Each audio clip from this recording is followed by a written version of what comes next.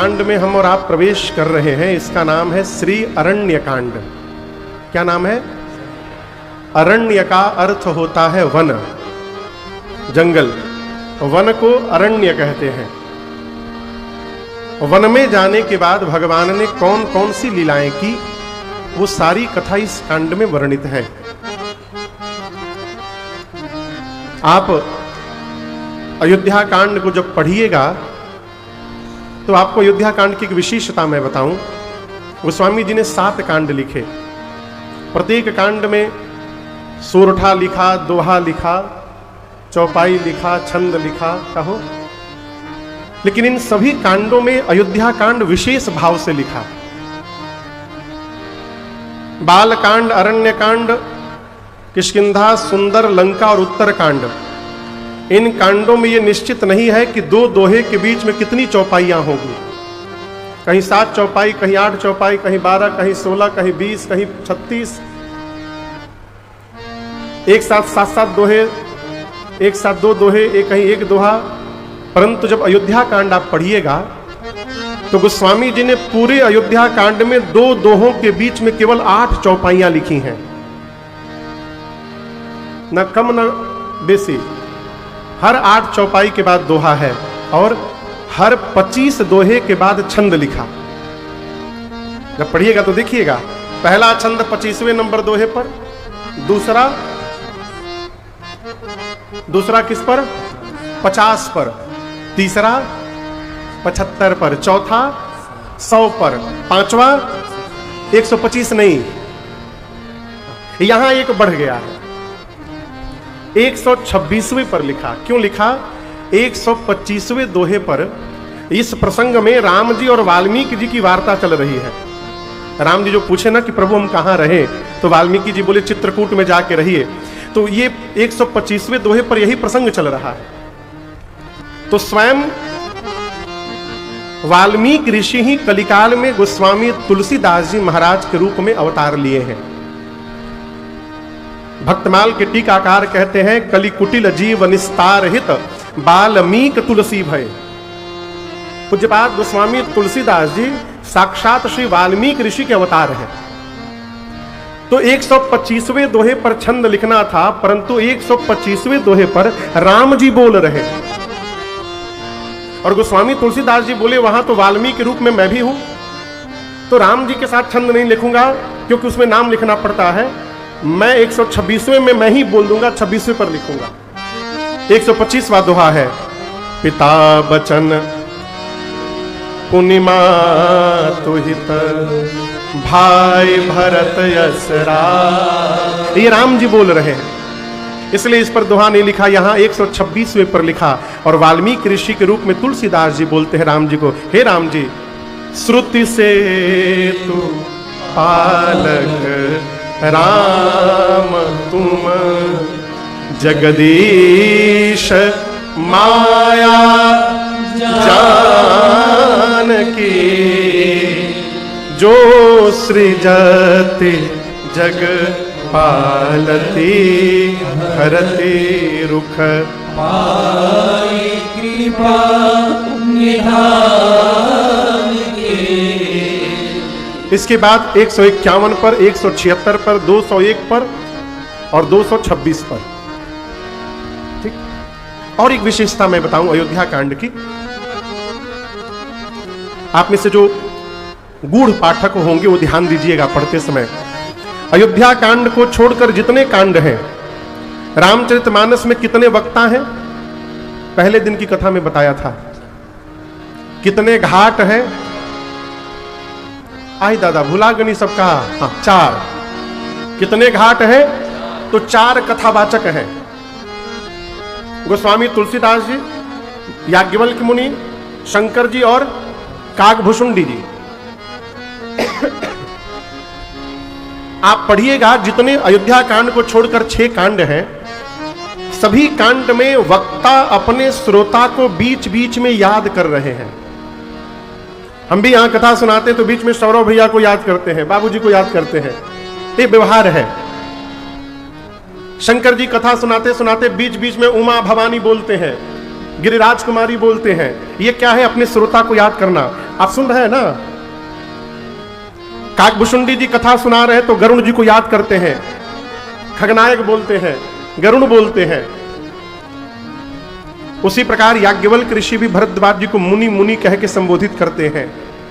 लेकिन आप अयोध्या कांड पढ़िएगा, किसी भी वक्ता ने अपने श्रोता को पूरी कांड की कथा में याद तक नहीं किया।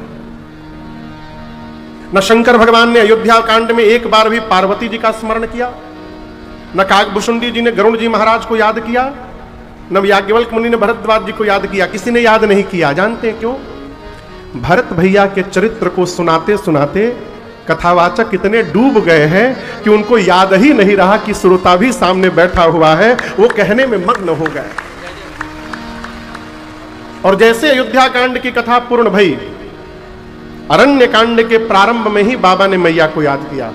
कहते हैं, उमा राम गुण गूढ़ पंडित मुनि पावहि बिरती, पावहि मोह विमूढ़ जे हरि विमुखा न धर्म रति। भगवान शिव कहते हैं मां पार्वती से कि देवी, हे उमा, अब जो मैं आपको राम जी की कथा सुनाने जा रहा हूं, ये राम जी की गूढ़ कथा है। उमा राम गुण गूढ़, पंडित मुनि पावहि बिरति। पंडित लोग, मुनि लोग, बुद्धिमान व्यक्ति, धर्मशील व्यक्ति, कथा का प्रेमी व्यक्ति, भगवत चरणानुरागी व्यक्ति यदि इस कथा को प्रेम से सुनेगा तो उसे वैराग्य प्राप्त हो जाएगा। और ठीक इसके उल्टे, पावहि मोह विमूढ़, जो विमूढ़ व्यक्ति है, जो भगवान से विमुख है, जिसकी धर्म में गति नहीं है, वो इस कथा को सुनकर मोह में फंस जाएगा। एक ही दवाई है, उसका एक्शन भी है और उसका रिएक्शन भी है। मामा जी, खाने के बाद वाली दवाई यदि खाने के पहले खा जाइएगा तो एक्शन नहीं करेगा, रिएक्शन कर जाएगा।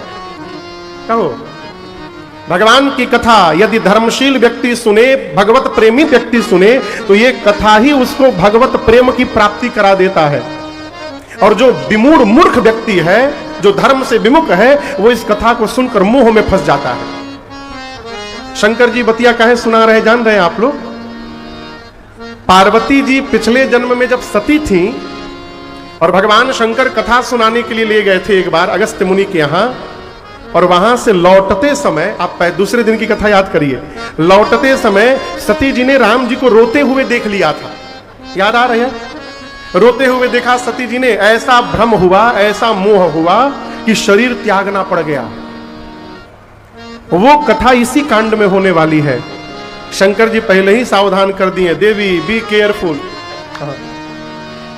इसी कांड की कथा को देख करके आप बौराई थी सती के शरीर में, वही कथा फिर से होने जा रही है।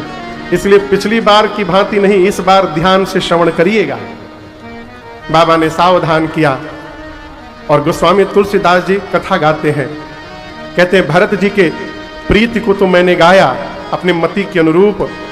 अब भगवान का वो पावन चरित्र सुनिए जो वन में रहने वाले मुनियों के मन को भावन करता है, मन भावन होता है। एक दिन भगवान श्री राम चित्रकूट में बैठे थे, लक्ष्मण भैया कहीं गए हुए थे, तो राम जी और सीता मैया अकेले थे। तो भगवान के मन में भाव आया कि क्यों ना आज अपनी जानकी का मैं श्रृंगार करूं। ये राम जी के मन में भाव आया। तो मां के श्रृंगार हेतु भगवान ने कुछ पुष्प उतारे और अपने हाथों से भगवान ने उन पुष्पों की हार बनाई, आभूषण बनाए और बना करके मेरी मां को पहनाया। भगवान ने आभूषण बनाए। क्या क्या बनाया? क्या बनाया? यहां के लिए मांग टीका बनाया, पीछे का लगाते हैं, गजरा बनाया, कान के लिए कर्णफूल बनाया, गले के लिए हार बनाई, हाथ के लिए बाजूबंद और कंगन बनाया, कमर के लिए करधनी बनाई, पांव के लिए फूलों का प्रभु ने पायल बनाया और अपने हाथ से मेरी मां का राम जी श्रृंगार कर रहे हैं। एक एक आभूषण प्रभु ने मां को पहनाए और उसके बाद स्फटिक शिला पर मेरी मां के साथ भगवान बैठ गए। इस दृश्य को बाबूजी पूरा का पूरा देव समाज ऊपर से देख रहा है, देवलोक से। और उस भीड़ में देवताओं के राजा कौन है? बोलिए, इंद्र। उस भीड़ में देवराज इंद्र का बेटा है, उसका नाम है जयंत, वो भी खड़ा था। जयंत ने जब यह दृश्य देखा कि भगवान मां का श्रृंगार कर रहे हैं, जयंत सोचने लगा कहीं भगवानों मेहरारू सजावट है का? हाँ? भगवान भी कहीं पत्नी सजाएंगे? ना ना, ये भगवान नहीं होंगे, भगवान ऐसा काम करेंगे हो ना ना, मैं पता करूंगा ये कौन है, मैं इनके भुजाओं के बल का पता करूंगा। किसने सोचा? जोर से बोलिए, जयंत ने। और भगवान के बल का पता लगाने के लिए मूर्ख जयंत कौवा बन के नीचे चला आया। बना भी तो क्या बना? कौवा बना। देखिए, जैसी आपकी चेतना होगी वैसा आप रूप धारण करेंगे। एक आदमी, एक लड़का घर में सवेरे सोकर उठा और पिताजी से कहा कि पिताजी हम सपना देखनी है कि हम माड़ भात खात रहनी हम। माड़ भात समझते हैं? जैसे कहा बाबूजी मारे दुई थपरा। बोले मूर्ख, सपनों देखा तो माड़ भात का, अरे देखना था तो मलपुआ का देखना चाहिए।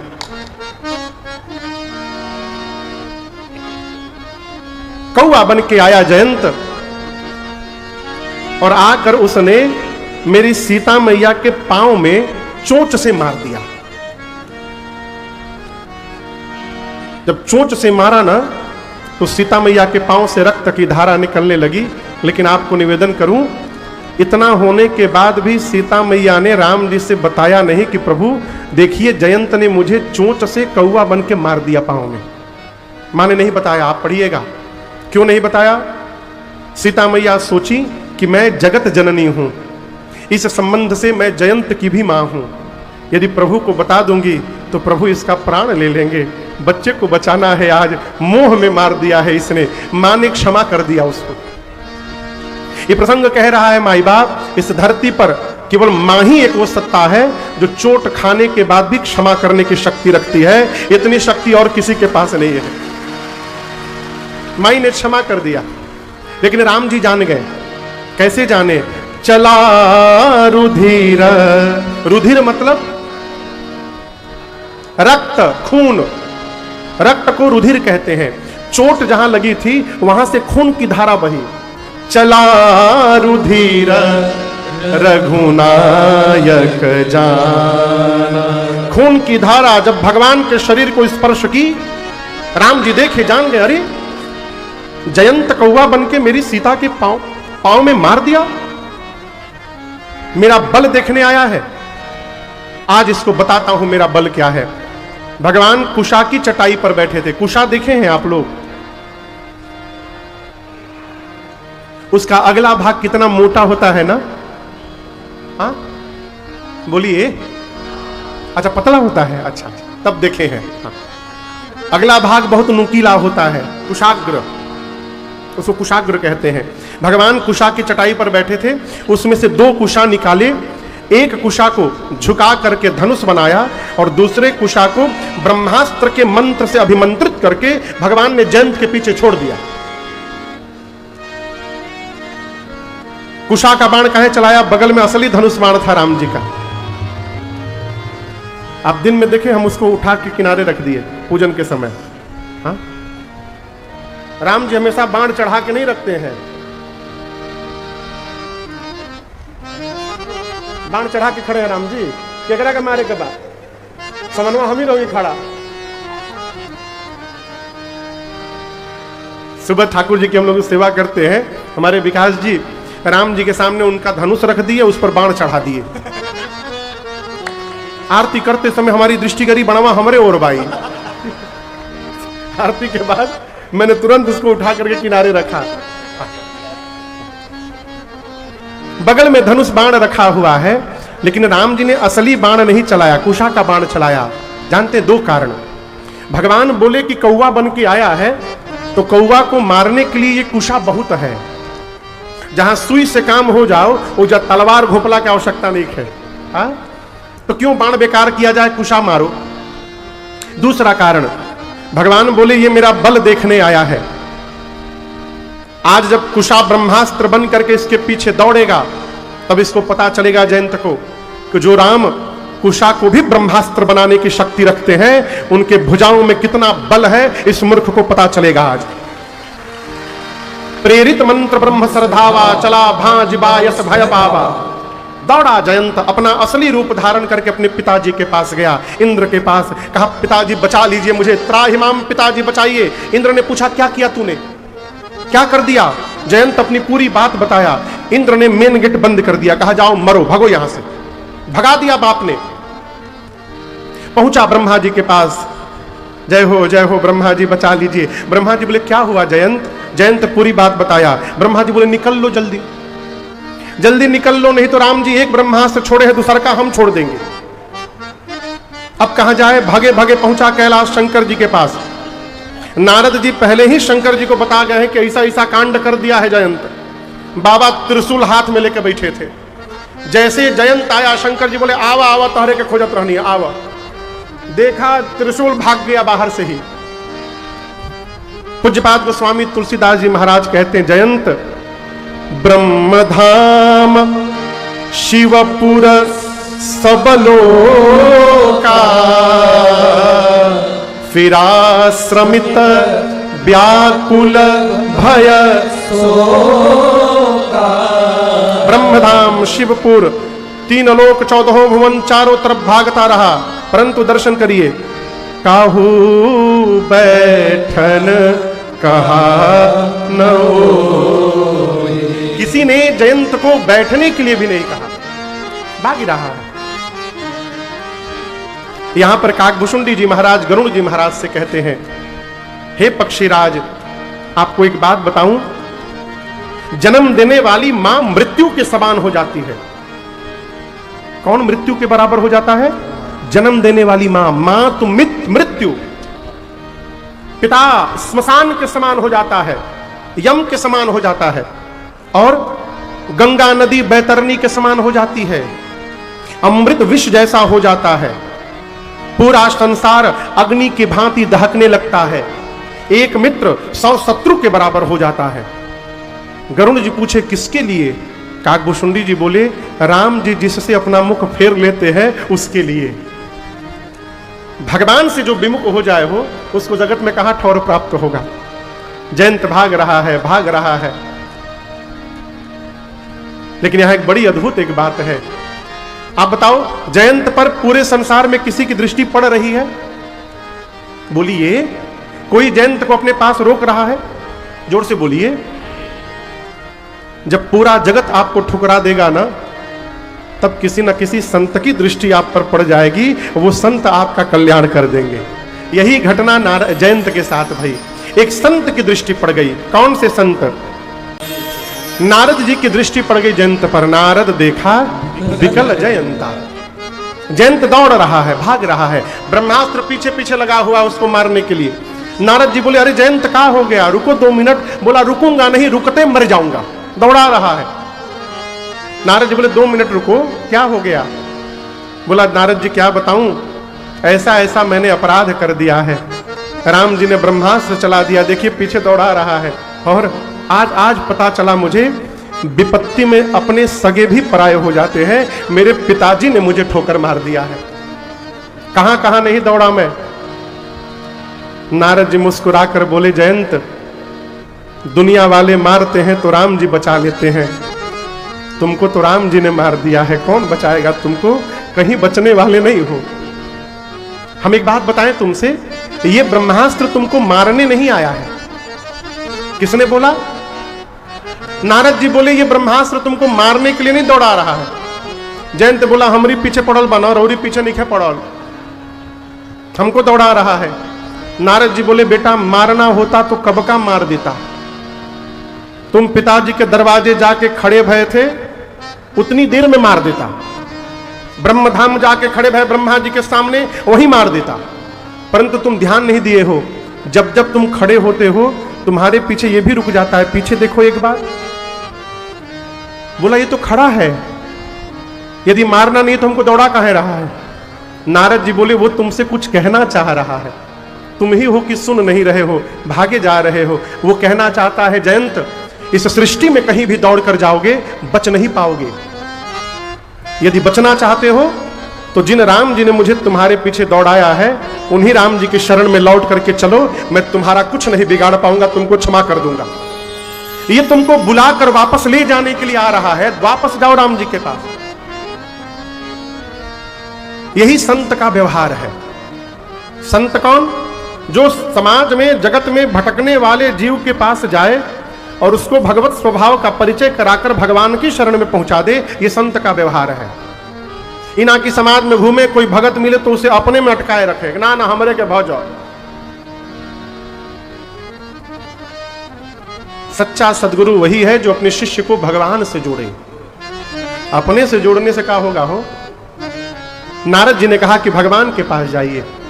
जैसे नारद जी ने कहा, जयंत दौड़ कर गया और पंडाल का वो दूसरा छोर देख रहे हैं ना, उतनी दूर से लौटने लगा। लौट लौट के आया, त्राहि माम त्राहि माम त्राहि त्राहि दयाल रघुराय। हे दयालु रघुनाथ जी, त्राहि माम त्राहि माम। भगवान बोले, अरे फिर से आ गया। अच्छा ये बताओ, सीता जी को काहे मारे थे तुम पांव में? बोला, प्रभु आपका प्रभाव देखने के लिए आया था। राम जी बोले, देखने आए थे तो भागे क्यों? बोला, प्रभाव का पता पास में नहीं चलता है, दूर जाके चलता है। राम जी बोले, कितनी दूर तक प्रभाव दिखाई पड़ा? बोला, 3 लोक 14 भुवन तक दिखाई पड़ा प्रभु। जहां जहां गया आपका प्रभाव दिखाई पड़ा। राम जी बोले, प्रभाव देखने आए थे, दिखाई पड़ गया, अब क्या करने आए हो? बोला, प्रभु पहली बार प्रभाव देखने आया था, अब की बार आपका स्वभाव देखने के लिए आया हूं। जयंत भगवान की शरण में आया है। पूज्यपाद गोस्वामी तुलसीदास जी कहते हैं कि जयंत ने ऐसा अपराध किया है। शंकर जी मां पार्वती से कहते हैं, देवी ऐसा अपराध किया है इसने कि इसका प्राण ले लिया जाए। यद्यपि तेहि कर वध उचित, जयंत का वध कर देना उचित दंड था, लेकिन रघुनाथ जी ने क्षमा कर दिया। प्रभु छाड़ेउ करी छोह को कृपाल रघुवीर सम। भगवान जैसा कृपालु कौन होगा? राम जी ने उसकी केवल एक आंख निकाल ली। एक नयन करी तजा भवानी। क्यों निकाल ली एक आंख? पहला कारण, ये क्या हो गया भैया? व्यवस्था करने वाले धीरे धीरे बोले। एक जगह हम कथा करने गए, वहां इतने व्यवस्थापक हो गए थे कि 9 दिन हमको परेशान किए सब। कथा सुनने वाली जनता, श्रोता बड़ी शांति से कथा सुने, और वो लोग बीच में घूम के बोले, कोई हल्ला नहीं करेगा। कोनो इधर चिल्लाए, कोनो उधर चिल्लाए, खुद हल्ला करे सब, कोई हल्ला नहीं करेगा। बोलना भी है ना तो धीरे से बोलिए, ऐसा ना बोलिए कि हमरो सुनाई पड़े। हाँ। पहला कारण भगवान सोचे, यदि ऐसे ही छोड़ देता हूं तो ब्रह्मास्त्र की महिमा घट जाएगी। जगत कहेगा राम जी के हाथों छोड़ा हुआ ब्रह्मास्त्र विफल हो गया। उसकी महिमा बचाने के लिए भगवान ने केवल एक आंख उसकी निकाल ली। दूसरा एक इसका भाव है कि उसको भगवान ने समदृष्टि प्रदान कर दी। समदृष्टि, आज के बाद तुम भेद देखोगे ही नहीं, जहां देखोगे एक ही तुमको दिखाएगा, एक नेत्र, एक आंख से तुम देखोगे, यानी सबको बराबर देखोगे, सब में भगवान का दर्शन करोगे। ये भीतर का भाव है। आप कौवा देखें, कौवा को कभी आप ऐसे नहीं देखते हुए दे पाएंगे, या तो ऐसे देखता है। आंखें दोनों होती हैं, लेकिन एक बार में एक ही आंख का प्रयोग करता है। और सब पक्षी ऐसे देखते हैं, कौवा घुमाता रहता है। ध्यान दिए कभी? भगवान ने एक नेत्र उसका लिया और उसको विदा कर दिया। ये मेरे भगवान का स्वभाव है। क्षमा कर देना मेरे भगवान का स्वभाव है। कथा कहती है,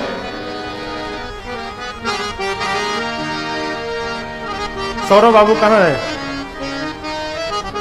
एक बात जीवन भर याद रखिएगा, प्रयास करिएगा, आप लोग भी सुनिए इस बात को, प्रयास करिएगा कि आपसे जो लोग जुड़ रहे हैं वो आपके प्रभाव को देख करके न जुड़े, वो आपके स्वभाव को देख करके जुड़े। आप समझ रहे मेरी बात को? आपके प्रभाव से प्रभावित होकर जो आपसे जुड़ेगा वो आपके साथ तभी तक खड़ा रहेगा जब तक आप प्रभाव में हैं। जिस दिन प्रभाव समाप्त हो गया हो, आप डीएम बन जाइए, आप मुख्यमंत्री बन जाइए, सांसद विधायक बन जाइए, देखिए ऐसे छिपे छिपे रिश्तेदार बाहर निकल के आएंगे जिनके बारे में आप सोच नहीं सकते। आप हमको नहीं पहचान रहे हैं, आप हमको नहीं पहचान रहे हैं, हम आपके जीजा के, फूफा के, मामा के, साला के पोता। अब जोड़िए रिश्ता। आज तक कहां थे? तो आज तक आप कभी डीएम बने नहीं थे, इसलिए हम निकले नहीं थे। आप डीएम बन गए, हम निकल गए बाहर। अब इस प्रकार के संबंध तभी तक हैं जब आप पद पर बैठे हैं।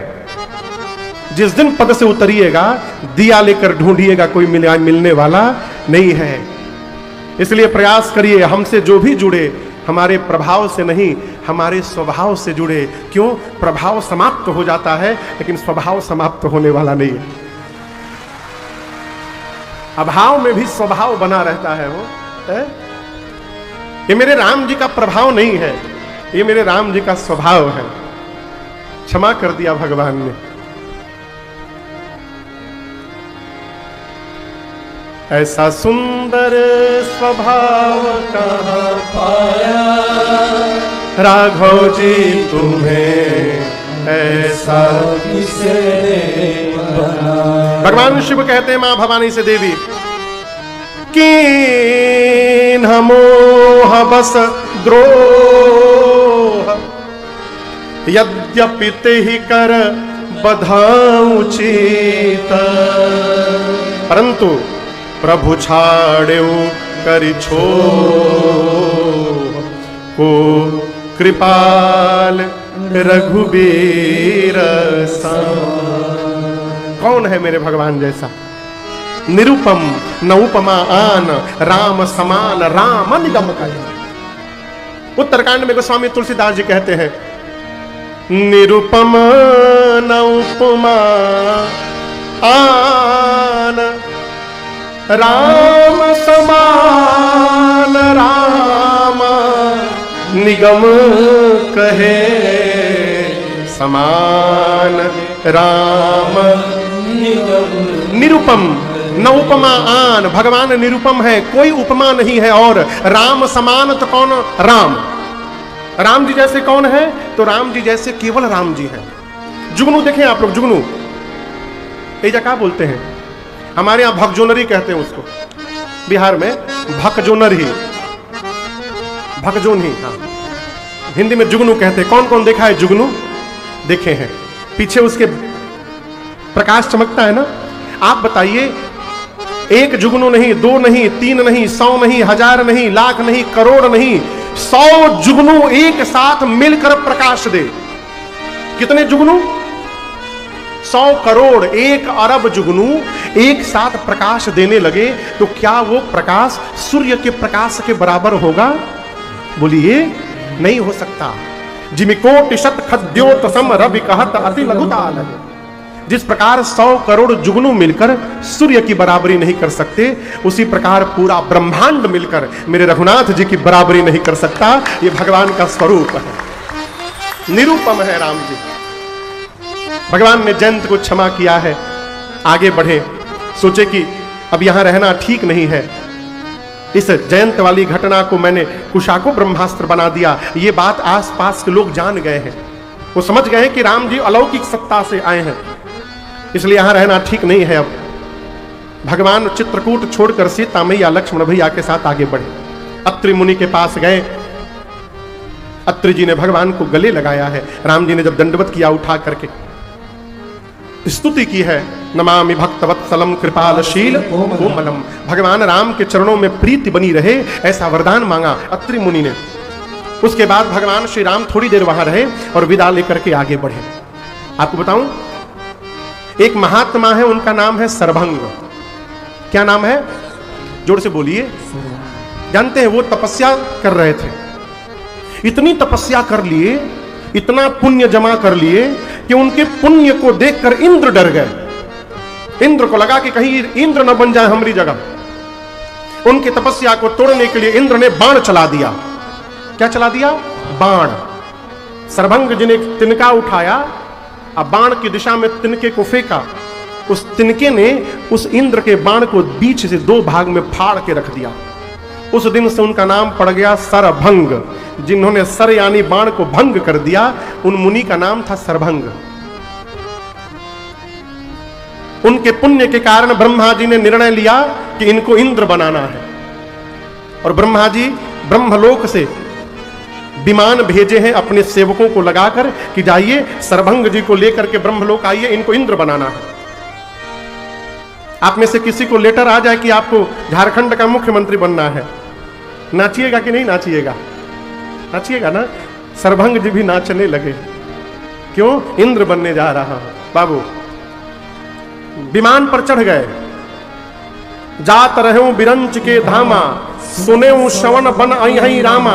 जहाज पे चढ़ गए विमान पर सरभंग जी। विमान उड़ने वाला है, तब तक एक दूसरे महात्मा उनके कुटिया के सामने आ गए। बोले सरभंग जी कहाँ? ये विमान पर कहाँ जा रहे हैं? बोले सामान्य विमान नहीं है, ब्रह्मा जी ने भेजा है, इंद्र बनने जा रहा हूं ब्रह्मलोक में। उस महात्मा ने कहा आप जा रहे हैं और वो आ रहे हैं। पूछा कौन आ रहे हैं? महात्मा ने कहा राम जी चित्रकूट से चल दिए हैं, और वो जो मार्ग पकड़े हैं ना, वो मार्ग आपके कुटिया के आश्रम के बाहर से निकलता है, आपके आश्रम के सामने से राम जी गुजरने वाले। जैसे सरभंग जी सुने कि राम जी मेरे आश्रम के सामने आने वाले हैं, विमान से नीचे कूद पड़े। बोले मुझे नहीं जाना ब्रह्मलोक, आप लोग वापस जाओ।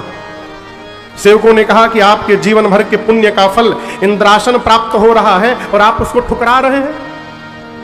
सरभंग जी बोले मेरे जीवन भर के पुण्य का फल इंद्रासन नहीं है, मेरे पुण्य का फल देने के लिए रघुनाथ स्वयं चलकर मेरे दरवाजे आ रहे हैं, मुझे इंद्र नहीं बनना है, अब वापस चले जाओ। उस दिन से दरवाजे पर बैठ करके और रास्ते की ओर देखने लगे।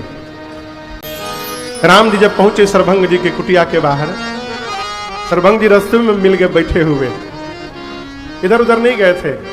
बाबूजी जिस दिन से सुने ना कि रघुनाथ जी आने वाले हैं, रोडवे पर बैठ गए थे, सोते भी नहीं थे, सोते भी नहीं थे, न कहीं जाते थे। कुटिया के भीतर में गया और कहीं उतने में राम जी निकल के चले जाएंगे तो फिर क्या होगा? है? रास्ते पर बैठ के उसी रास्ते की ओर दिन रात देख रहे थे। कहते चितवत पंथ रहूं दिन रात। लेकिन नाथ अब प्रभु देखी जुड़ानी छाती। आप दिखाई पड़ गए रघुनाथ जी, मेरा छाती जुड़ा गया आज प्रभु। है? अब जो बात सरभंग जी बोल रहे हैं ना, वो बात अनमोल वचन है। भगवान का भक्त वही है माई बाप जिसको पता न चले कि मैं भगत हूं। आप समझ रहे हैं? भक्त वही है जिसको पता ही ना रहे कि मैं भगत हूं। और जो भगत नहीं है वो भक्त का विजिटिंग कार्ड छपवा के घूम रहा है कि हम भगत शिरोमणि हैं। जिन सरभंग जी को इंद्र बनाने के लिए ब्रह्मा जी ने विमान भेजा है, वो सरभंग जी राम जी से कह रहे हैं कि प्रभु मैं अपने विषय में ठीक से जानता हूं, मैंने जीवन में ऐसा कोई काम नहीं किया है जिसके बदले में मुझे आपका दर्शन प्राप्त हो जाए। नाथ सकल साधन मैं हीन, मैं सभी साधनों से हीन हूं। मैंने ऐसा कोई पुण्य नहीं कमाया है कि मुझे आपका दर्शन मिलना चाहिए। हम लोग मंदिर में जानते हैं, हमको नहीं जानते, हमको अपनी जान रहे। हमारे जैसा कोई संत वीआईपी दर्शन कराने ले चलिए हमको। हम अपने आप को भगवान के सामने वीआईपी बना के रखे हैं। आप दर्शन करिए कहां हम लोग जी रहे हैं। और सरभंग जी कह रहे प्रभु मैंने ऐसा कोई काम नहीं किया है जिसके बदले आपका दर्शन प्राप्त हो जाए, लेकिन नाथ उसके बाद भी मुझे दर्शन मिल रहा है। ये मेरे भीतर कोई विशेषता नहीं है, ये आपका स्वभाव है। आपने मुझे अपना जन जाना है और अपना जन जानकर अपनी ओर से दर्शन देने आप यहां चले आए हैं। प्रभु ये आपकी कृपा मेरे ऊपर। किन्हीं कृपा जान जन दीना। राम जी सुन रहे खड़े खड़े, आप दर्शन करिए। सरभंग जी ने राम जी, लक्ष्मण जी और मेरी मां को बिठाया भी नहीं है, खड़े खड़े बात हो रही है, पानी भी नहीं पूछा। बोले प्रभु आ गए, एक बात बोलूं मैं आपको। राम जी बोले कहिए। सर्वंग जी बोले अब मैं जब तक नहीं बोलूंगा आप यहां से हिलेंगे नहीं। राम जी बोले नहीं हिलेंगे। भगवान खड़े हो गए। अब सर्वंग जी पूरब दिशा में भागते हैं, लकड़ी उठा के लाते हैं, राम जी के सामने रखते हैं। फिर पश्चिम दिशा में दौड़ते हैं, वहां से फिर सूखी लकड़ी उठा के लाते हैं, राम जी के सामने रखते हैं। चारों तरफ दौड़ दौड़ कर लकड़ी जमा करने लगे। लक्ष्मण जी बोले राम जी से भैया ये हो क्या रहा है? राम जी बोले हम कहाँ जाने का हो रहा है, जहां आप खड़े हो वहां मैं भी खड़ा हूं, आगे आगे देखिए क्या हो रहा है। सर्वंग जी ढेर सारी लकड़ियां लाए और उसके बाद उन लकड़ियों को सजाए और लकड़ी सजाकर अपने हाथ से अपनी चिता बना ली। अपनी चिता बनाए, चिता बनाकर उसी लकड़ी के ऊपर, चिता के ऊपर बैठ गए। बैठने के बाद लक्ष्मण जी से बोले लक्ष्मण जी वो मेरा कमंडल है, उसको उठाकर तनिक मेरे हाथ पर थोड़ा जल दे दीजिए। लक्ष्मण जी ने हाथ में जल दिया और अब सर्वंग जी संकल्प कर रहे हैं, प्रभु तन से, मन से, वचन से आज तक मेरे शरीर द्वारा जो भी सत्कर्म हुआ है, मैं अपने जीवन के सारे सत्कर्म का पुण्य फल आपको साक्षी मानकर राम जी आपके ही चरणों में समर्पित करता हूं। मैं सारा पुण्य आपको दे रहा हूं। सारा पुण्य दे दिया भगवान को। भगवान बोले अच्छा ठीक है, अब आपको क्या चाहिए? तब सर्वंग जी कहते हैं प्रभु एक वरदान चाहिए, सीता अनुज समेत प्रभु नील जलद तन श्याम मम हिय बसहु निरंतर सगुण रूप श्री राम। प्रभु आप तीनों जैसे खड़े हैं ना, सीता जी, अनुज आपके लक्ष्मण जी और आप, नीले रंग के बादल जैसा श्याम वर्ण है आपका, इसी स्वरूप में आप निरंतर मेरे हृदय में विराजमान रहे प्रभु। जब नेत्र बंद करूं आपका दर्शन प्राप्त हो जाए, इसके अलावा मुझे और कुछ नहीं चाहिए आपसे। भगवान ने कहा तथास्तु ऐसा ही होगा। और उसके बाद पता है क्या किया? दाहिने पांव के अंगूठे से योगाग्नि को प्रज्वलित कराया और अपनी चिता में अग्नि लगाकर सर्वंग जी ने अपने आप को जला करके समाप्त कर दिया। भगवान को प्राप्त कर लेने के बाद फिर कुछ प्राप्त करने की चाह नहीं रहती है, परम लक्ष्य है वो। राम कृपा बैकुंठ सिधारा, भगवान ने उनको बैकुंठ विदा किया है। इस घटना के बाद भगवान आगे बढ़े। एक जगह पर बहुत सारा हड्डी दिखाई पड़ा। हड्डी समझते हैं, मनुष्य, मानव हड्डी, मानव अस्थियां दिखाई पड़ी। भगवान ने पूछा ऋषि मुनियों से ये अस्थियां किनकी है? ऋषि मुनि बोले महाराज प्रभु ये सारे साधु महात्माओं की अस्थियां हैं। निशाचर आए, राक्षस दक्षिण दिशा से इन मुनियों को, साधुओं को खा के चले गए। कैसे खा के चले गए हो? सर्वंग जी को नहीं खाए बगल में, आगे सुतीक्षण जी उनको नहीं खा रहे हैं, अगस्त मुनि को नहीं खा रहे, इन्हीं लोगों को कहीं खा रहे हैं। इसलिए खा रहे हैं कि लोग साधु महात्मा बन के खाली भंडारा खाते हैं, भजन वजन नहीं करते हैं। रूप बना लिए महात्मा का, घूम घूम के भंडारा खा रहे हैं, भजन वजन करना नहीं है। भजन नहीं करेंगे तो तपस्या का तपबल कहां से आएगा? ऐसे महात्माओं को निशाचर आके खा के चले गए। भगवान की भुजाएं फड़क गई। भगवान ने तुरंत भुजाओं को ऊपर उठाया, संकल्प किया, निश्चर हीन करऊं मही भुजों उठाई पलकी। भगवान ने प्रण किया कि मैं धरती को निशाचर हीन कर दूंगा। सकल मुनि के आश्रमनि जाय जाय सुख दे। भगवान ने धरती को निशाचरहीन करने का संकल्प किया है। आगे चले। सुतीक्षण जी की कथा मैंने आपको बीच में एक दिन सुनाई थी ना, शालिग्राम भगवान वाली। वही सुतीक्षण जी भगवान को मिले।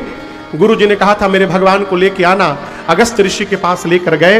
राम जी ने वहां कहा अगस्त मुनि से, प्रभु मैंने संकल्प किया है धरती को निशाचरहीन करूंगा, आप मुझे मंत्र दीजिए।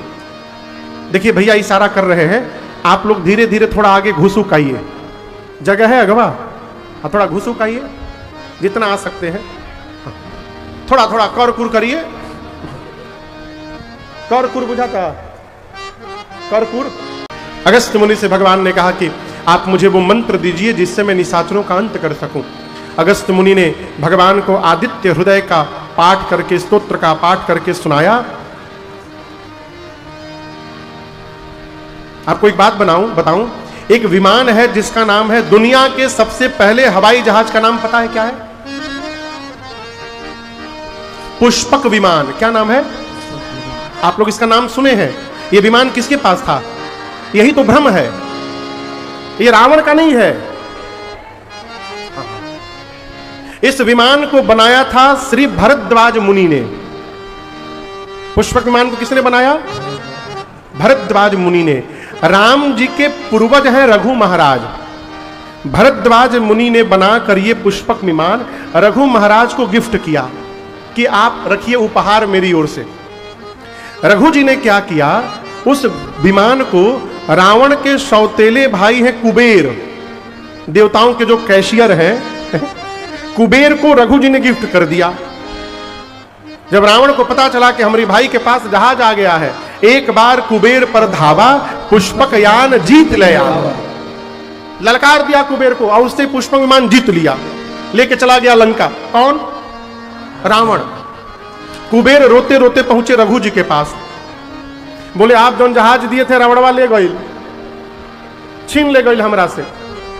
रघु जी महाराज को आया आवेश, निकाले बाण, धनुष पर चढ़ाए चले, बोले आज रावण को मार दूंगा। रास्ते में ब्रह्मा जी मिले, बोले आपके मारने से मरेगा? आपके मारने से मरने वाला नहीं है, आप ही के वंश में ब्रह्म अवतार लेंगे, वो रावण उनके हाथों मरने वाला है। तो जो बाण रघु जी महाराज निकाले थे, उस बाण को ब्रह्मा जी ले करके और अगस्त्य मुनि के पास रख दिए। बोले राम जी जब आएंगे तो राम जी को आप ये बाण दीजिएगा और राम जी इसी बाण से रावण का अंत करेंगे। जब भगवान ने पूछा है मंत्र, आदित्य हृदय स्तोत्र का पाठ करके सुनाया, रघु महाराज का वो 31वां बाण निकाल करके दिया और कहा राम जी आप जाकर पंचवटी में रहिए। कहां रहिए? पंचवटी में रहिए। भगवान पंचवटी में गए, मार्ग में जटायु जी से भेंट भई। गीधराज सौ भेंट भई, बहुविधि प्रीति बढ़ाई, गोदावरी निकट प्रभु रहे परन गृह छाय। नासिक पंचवटी में गोदावरी जी के बगल में भगवान अपने हाथों से कुटिया बनाए और कुटिया बनाकर मैया भैया के साथ पंचवटी में राम जी रहने लगे। आप में से कोई पंचवटी गया है? पूरी भीड़ में दुई लोग, इधर एक भैया उधर एक मैया, दुई लोग हाथ उठाए हैं। यहां तो इधर भी गए हैं, 4-5 लोग गए हैं। 100 लोग मान लेते हैं गए हो, बाकी लोग कहिया जाएंगे? पंचवटी खुदे आ जाओ ना, निरसा धनबाद में, चिरकुंडा में, कहे यही जा नहाली सब है। अगले वर्ष नासिक में कुंभ लगने वाला है। अगले वर्ष अगस्त सितंबर के महीने में, अगस्त के लास्ट में हम लोग भी वहां राम कथा गाएंगे, 22 अगस्त से 30 अगस्त के बीच में। ठीक है, तो समय निकाल करके अगले वर्ष ही कोटा पूरा कर लीजिएगा। नासिक अवश्य जाइएगा, वहां पंचवटी है। 26 किलोमीटर आगे त्रयंबकेश्वर ज्योतिर्लिंग है भगवान शंकर का। कुंभ का मेला आधा नासिक में लगता है, आधा त्रयंबकेश्वर लगता है। भगवान पंचवटी में रहने लगे बड़े आनंद से। एक दिन सूर्पणखा आ गई। सूर्पणखा को जानते हैं आप लोग? कौन है? रावण के बहिन है। एक बार गई पंचवटी से, गई एक बार घूम रही थी तो भगवान का पांव का चिन्ह दिखाई पड़ा। सोचने लगी जिसके पांव के चिन्ह इतने सुंदर हैं वो कितना सुंदर होगा। पीछा करते करते गई, दूर से राम जी को देखा, थी राक्षसी, नकली सुंदर चेहरा बनाकर भगवान के पास गई। जाकर बोली भगवान श्री राम से, 3 लोक 14 भुवन घूम घूम कर मैं यहां पर आई हूं। न तुम्हारे इतना सुंदर कोई पुरुष मुझे दिखाई पड़ा, न मेरी इतनी सुंदर कोई स्त्री दिखाई पड़ी। हम तुम यहां मिले हैं, लेकिन मुझे लग रहा है हम लोग मिले नहीं हैं। ब्रह्मा जी ने हम लोगों को मिलवाया है। क्यों? चलो शादी कर लेते हैं। आगे कहती है 100% तो तुम मेरे लायक नहीं हो, मेरे लायक तुम भी 100% नहीं हो, but don't worry, I will adjust with you. हम काम चला लेम तहरा संग है। मन माना कछु, तुमको देखकर मेरा मन थोड़ा सा मान गया है। भगवान सोचे हमको देखकर मन इसका थोड़ा सा माना है, हमसे सुंदर मिल गया तो छोड़ के भाग जाएगी। भगवान बोले अभी हमको का देखी हो, उधर जाओ, मेरा छोटा भाई है। अहई कुमार मोर लघु भ्राता, आप बताइए, लक्ष्मण जी कुंवारे हैं? जोर से बोलिए। राम जी क्या बोल रहे हैं? अहई, अहई मन है, अहई कुंवार। कौन? मोर लघु भ्राता, मेरा छोटा भाई उधर बैठा है, कुंवारा है, उसको देखो एक बार। राम जी झूठ कहे बोल रहे हैं? झूठ बोलना चाहिए? राम जी बोल रहे हैं ना। क्यों? विनोद में कहा गया झूठ का दोष नहीं लगता। विनोद समझ रहे हैं ना? देख रहा है विनोद वाला विनोद नहीं, देख रहा है विनोद, वो विनोद नहीं। विनोद माने हंसी वाला विनोद। हंसी मजाक में कहा गया झूठ का दोष नहीं लगता। भगवान क्यों बोले? ये कह रही है कि मेरे लायक कोई मिला नहीं, इसलिए मैं अब तक कुंवारी हूं। और मैं आपको बताऊं, शूर्पणखा के पति का नाम था विद्युत जिह्वा। क्या नाम था? रावण अपने बहनोई को ही मार दिया था। उसको मारा कौन था? रावण। अपने जीजाजी को ही उड़ा दिया। खुद शादीशुदा थी पहले की, आके झूठ बोल रही है कि मैं कुंवारी हूं। भगवान विनोद किए, जैसन तू कुंवारी बाड़ू वैसन उहो कुंवारा बाड़न, जा उन्हीं जा। अहई कुंवार मोर लघु भ्राता। गई लक्ष्मण जी के पास। लक्ष्मण जी ने दूर से देखा, पहचान लिया तो रावण की बहन है। जाकर वही सीढ़ी फिर लगा दी।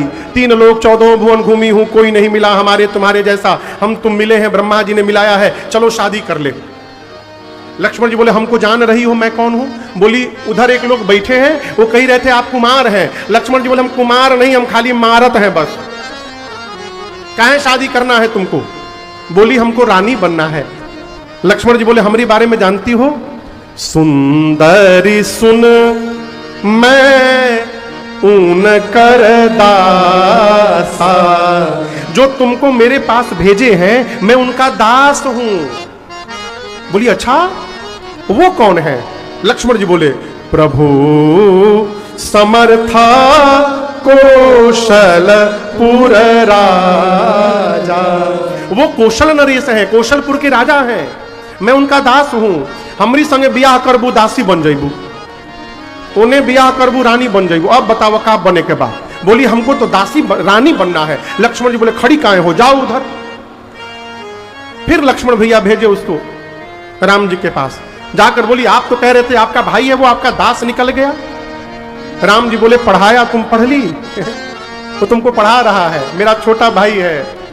लखनऊ का पूरा डिपार्टमेंट उसी के पास है। आपको बताऊं, लखनऊ का नाम पहले लखनपुरी था। क्या नाम था? बाद में मुगल आए तो उसको लखनपुरी को लखनऊ कर दिए।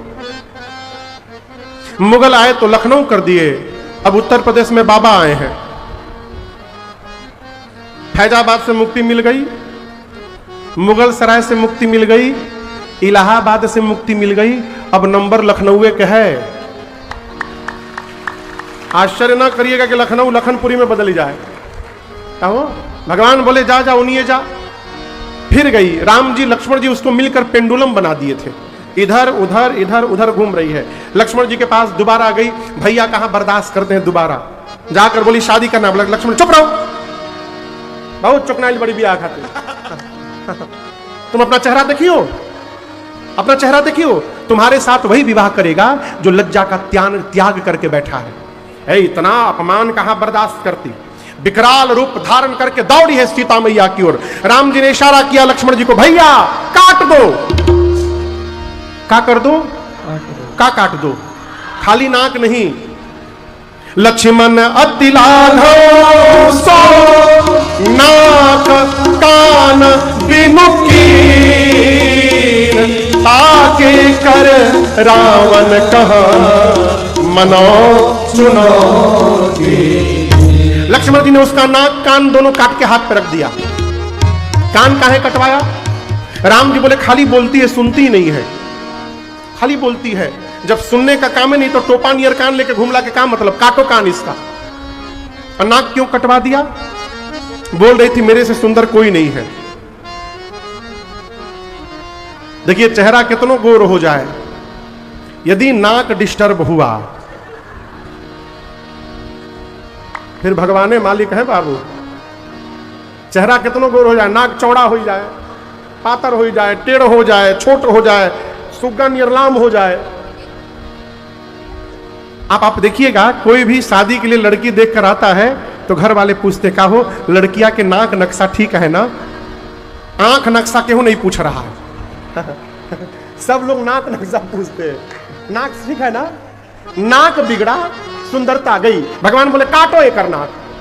लक्ष्मण जी ने नाक काटी, दोनों कान काटा और उसके हाथ पे रख दिया, कहा मिला लो, बराबर है ना, बाद में कंप्लेन मत करिए वो कान छूट गई रहे हमारा। दोनों कान नाक के तुम्हारे हाथ पर है, जाओ रावण को देना और कहना लक्ष्मण ने चुनौती भेजी है रावण को। सुपनखा रावण के पास नहीं गई, खरदूषण के पास गई। खरदूषण को लेकर के आई और भगवान ने ऐसी माया रची, सब आपस में लड़ के मर गए। आपको बताऊं, खरदूषण दोनों भाई थे, तपस्या करके ब्रह्मा जी से वरदान मांगे कि हम मरे नहीं। ब्रह्मा जी बोले इम्पॉसिबल, मरना तो पड़ेगा, कुछ और मांगो। तो दिमाग लगाकर दोनों भाई मांगे कि हम दोनों एक दूसरे को मारे, मुझे ये मारे इसको मैं मारूं। क्यों? हम दोनों भाई हैं, एक दूसरे को मारेंगे नहीं तो मरेंगे कहां से? भगवान के पास खरदूषण गए, राम जी ने ऐसी माया रची, दोनों एक दूसरे के भीतर राम देखने लगे। खर दूषण के भीतर राम जी को देखने लगा, दूषण खर के भीतर राम जी को देखने लगा और आपस में बाण चला के दोनों मर गए। हम आपको बात बताएं, लक्ष्मण जी ने कहा था रावण के पास जाना, ये खरदूषण के पास गई। जानते हैं क्यों? शूर्पणखा जानती है कि जितना बल रावण में है उतना ही बल खरदूषण में है। जिस दिन रावण ने शूर्पणखा के पति को मारा था, शूर्पणखा ने सौगंध लिया था कि रावण तुम्हारे कुल को समाप्त करके रहूंगी मैं।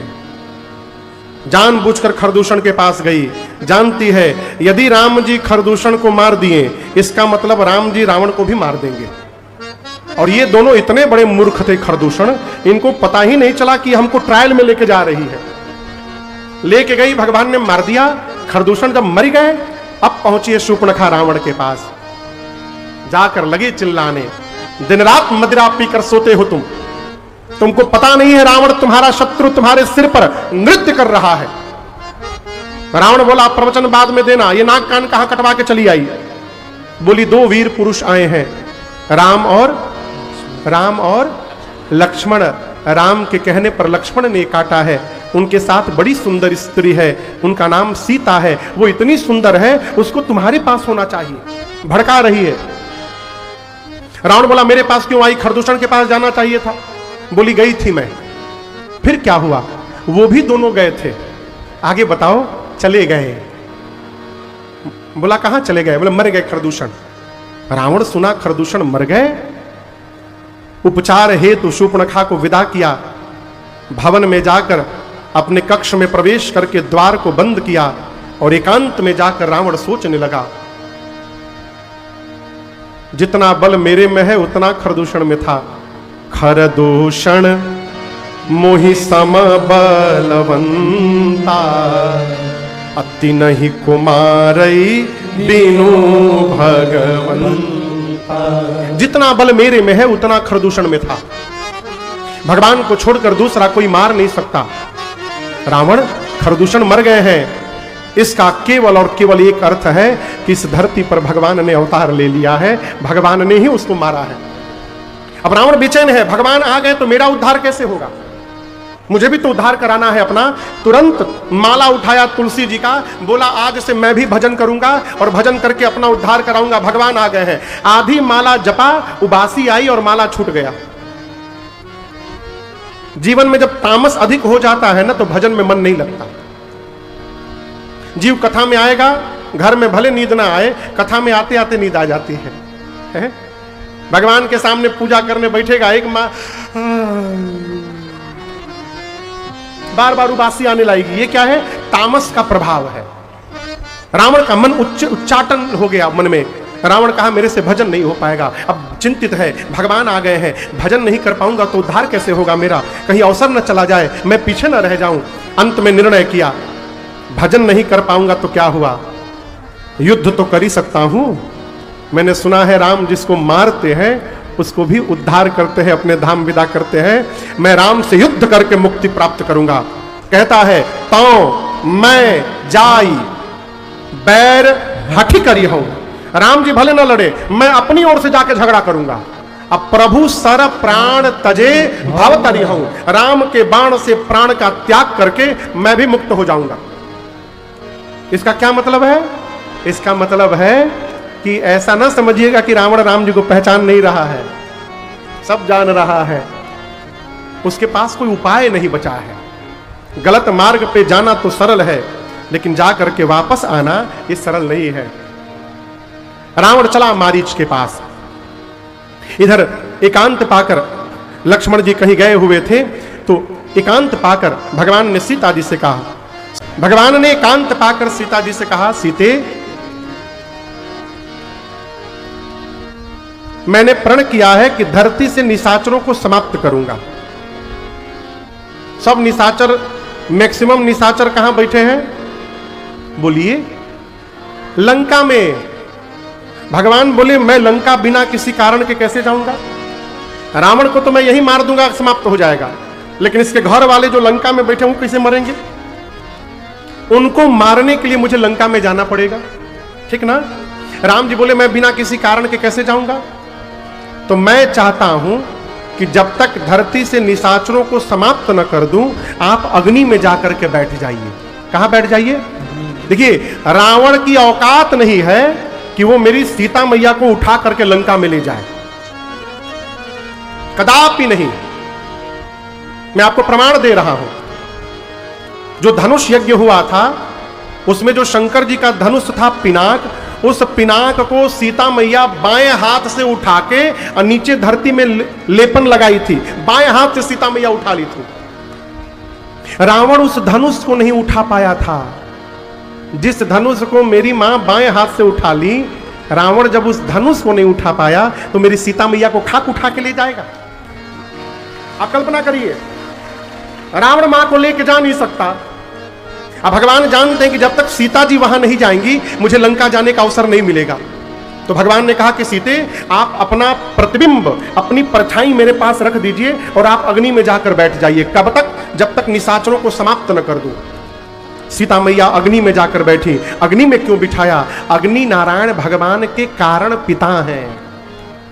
यज्ञ में से अग्नि देवता ही खीर का कटोरा लेके प्रकट हुए थे, इसलिए प्रभु ने सीता मैया को उनके कारण ससुर के पास रखवा दिया घर में। अग्नि नारायण के पास सीता जी गई अग्नि में, और राम जी के पास मां ने अपना प्रतिबिंब फोटो छवि रख दिया।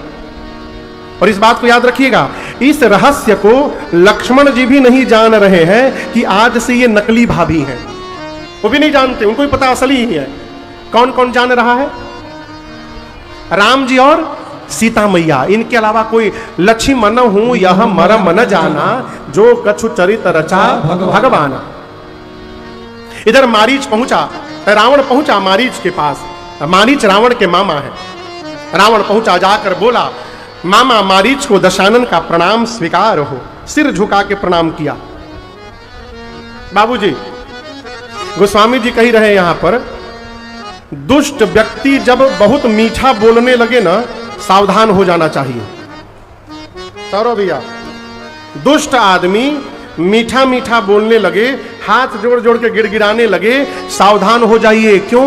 प्रहार करने के लिए आया है वो।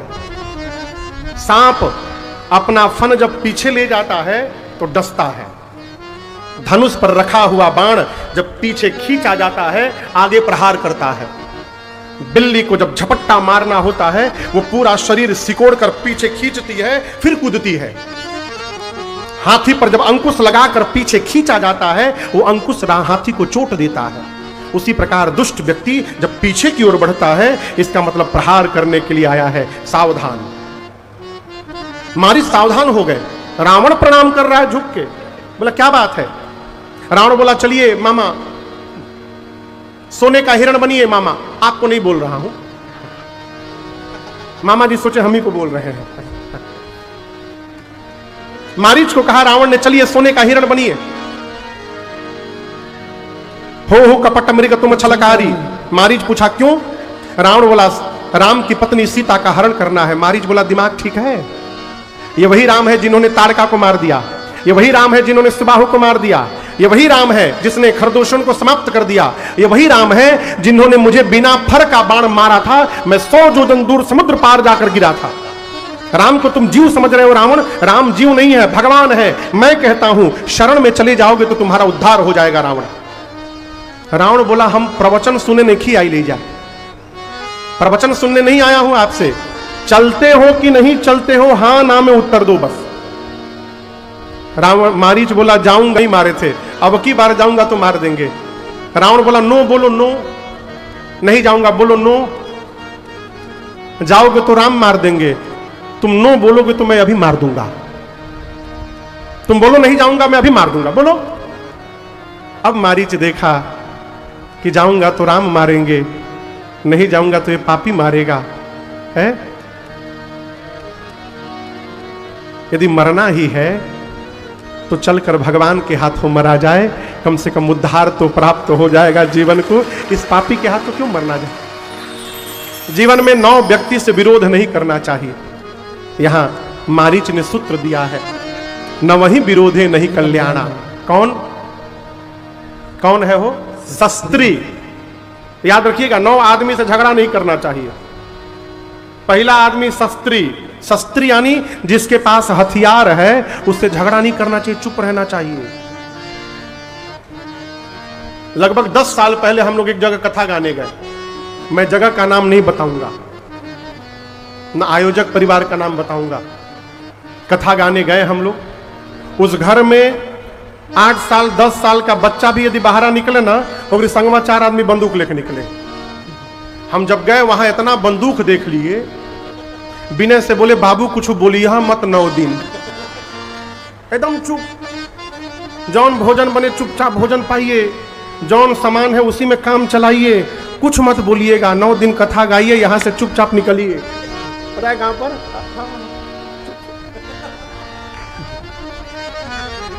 जिसके पास शस्त्र हो उससे विरोध नहीं करना चाहिए, मार देगा शस्त्री से।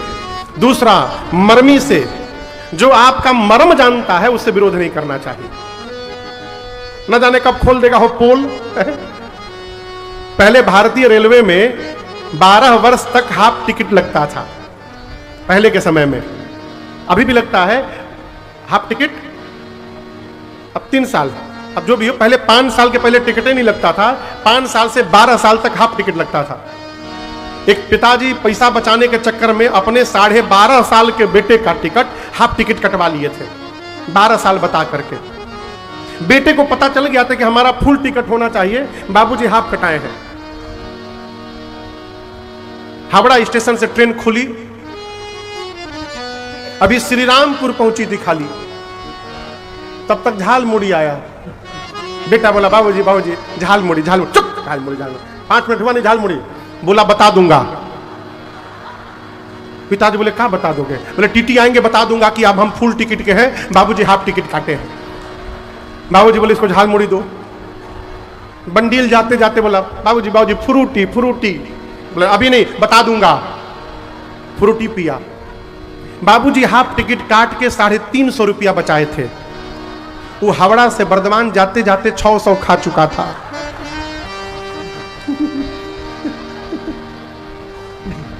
जाना था पटना। बाबूजी सोचे पटना ले तो एसी के भाड़ा खा जाएगी। बर्धमान में जब बोला बता दूंगा, बाबूजी बोले तुम बताओ, तुम बताओ, अभी बताओ। कहने का अर्थ है जो आपका मर्म जानता है उसे विरोध नहीं करना चाहिए। शस्त्री, मर्मी। तीसरा, प्रभु। अपने स्वामी से विरोध नहीं करना चाहिए। स्वामी हर परिस्थिति में स्वामी होता है। शस्त्री, मर्मी, प्रभु। सठ यानी मूर्ख व्यक्ति से विरोध नहीं करना चाहिए। कहें महाराज, वो मूर्खता के नाम पे बच जाएगा आपको मार के। हीट स्प्रे दीजिएगा, आप कहिए मच्छर दिखाई पड़े चला देना, कहीं मच्छर नकिए पे आके बैठ जाओ, नकिए में मार देगा। लोग कहेंगे अरे तो मूर्ख है, इसको पता होता नहीं है। आप तो सीताराम हो जाएंगे। शस्त्री, मर्मी, प्रभु, सठ। 5वां, धनी। धनवान व्यक्ति से झगड़ा नहीं करना चाहिए। 5 हो गए। 6ठा है वैद्य। डॉक्टर से झगड़ा नहीं करना चाहिए। ऐसा सुई लगा देंगे डॉक्टर साहब, दौड़ते रह जाइएगा। बुझा रहा है ना? शस्त्री, मर्मी, प्रभु, सठ, धनी, वैद्य, बंदी। बंदी माने बिरदावली जो गाते हैं, आपको पता नहीं यहां पर अनुभव होगा कि नहीं। गांव में जब आप कोई मांगलिक कार्यक्रम करिए ना, तो वहां कार्यक्रम के बाद भांट आते हैं। और आकर दरवाजे पर जय जयकार करते हैं, ए महाराज का जय जयकार हो, बनल रहो सरकार।